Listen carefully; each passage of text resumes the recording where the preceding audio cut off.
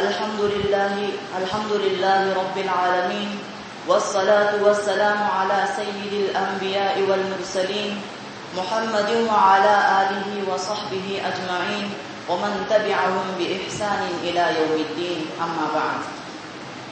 अय्युहल मुस्तमिऊन अल अकारिम, इन्नी उरीदु अन अअरिज़ अलैकुम हदीसन नबविय्या व नसीहतन समीना युक़द्दिमुहा रसूलुल करीम लिशाबिन मुमिन मलअल ईमान क़ल्बहु व ग़मरल यक़ीन नफ्सहु। अला व हुवा अब्दुल्लाह इब्न उमर इब्न अल-ख़त्ताब रज़ियल्लाहु अन्हुमा यक़ूल अहदुल अबादिलतिल अर्बअ फ़इन्नहु यक़ूल अख़ज़ रसूलुल्लाह सल्लल्लाहु अलैहि वसल्लम बिमनकिबैहि फ़क़ाल कुन फ़िद दुन्या कअन्नका गरीबुन औ आबिरु सबील वउद्द नफ्सक मिन अहलिल क़ुबूर। वकान इब्नु उमर रज़ियल्लाहु अन्हुमा यक़ूल इज़ा अमसैत फ़ला तंतज़िरिस सबाह व इज़ा अस्बहत फ़ला तंतज़िरिल मसा वख़ुज़ मिन सिह्हतिक लिमरज़िक व मिन हयातिक लिमौतिक। सादती व इख़वानी, मअ हाज़ा التوجيه النبوي الكريم والإرشاد الصادق الحكيم تتربى في نفس المؤمن روح الجهاد والكفاح والزهد في هذه الحياة الزائلة الفانية. فليس المؤمن كغيره من أفراد الناس يكد ويكده ويشقى وينسب في سبيل حطام الدنيا وجمع ما فيها من ثروة ومال، بل إن له نفسا تواقة إلى المعالي تترفع به عن سفاسف الأمور وتعلو به إلى مدارج الرقي والكمال، إلى أجواء قدسية من حب الخير والبحث عما تتوق إليه النفس الكريمة من صالح الأعمال.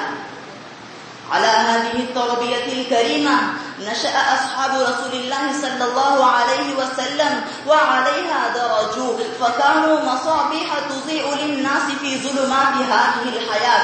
ولا عجب، فلقد اقتبسوا ذلك من معين النبوة ومنبع الفضل والكمال.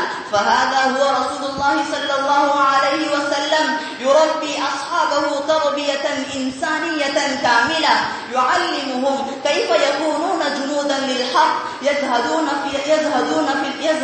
في الآخرة، فيضحون بأموالهم وأنفسهم في سبيل الله ويتسابقون للآخرة ليكونوا حملة رسالة وقادة أمة ودعاة خير وإسلام، واضعين نصب أعينهم قول الله تبارك وتعالى إن الله اشترى من المؤمنين أنفسهم وأموالهم بأن لهم الجنة. فما كانت الحياة تشغلهم وما كانت الدنيا تفتنهم عن واجب الدعوة إلى الله والجهاد في سبيله لإعلاء دينه ورفع منار الإسلام.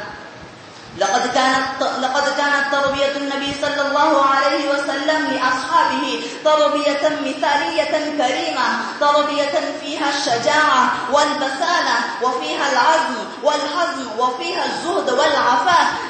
لذلك فقد كانوا رجالا وأبطالا فتحوا الدنيا وسادوا العالم بتلك المعاني النبيلة التي غرسها في قلوبهم المربي الأول محمد مصطفى صلى الله عليه وسلم.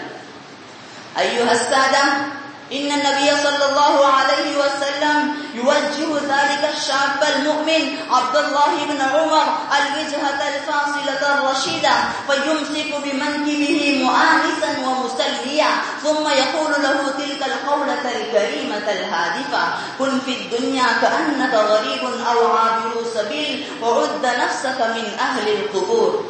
ما أجملها من نصيحة وما أكرمها من قولة، وحقا إنها للفتة سامية هادفة ونصيحة ثمينة غالية يقدمها الرسول الكريم لهذا الشاب المؤمن الذي ملأ الإيمان قلبه وغمر اليقين نفسه، فيحرك فيه بواعث الخير ويفجر فيه ينابع الإيمان والفضيلة. أيها الإخوة السادة، لقد جمعت هذه الكلمات القلائل أنواع النصائح. فالغريب الذي قدم بلدا غير بلدي لا مسكن له فيه يؤمه ولا صديق يواسيه ولا أحد من الأهل والأولاد يوانسه، كيف يكون حاله؟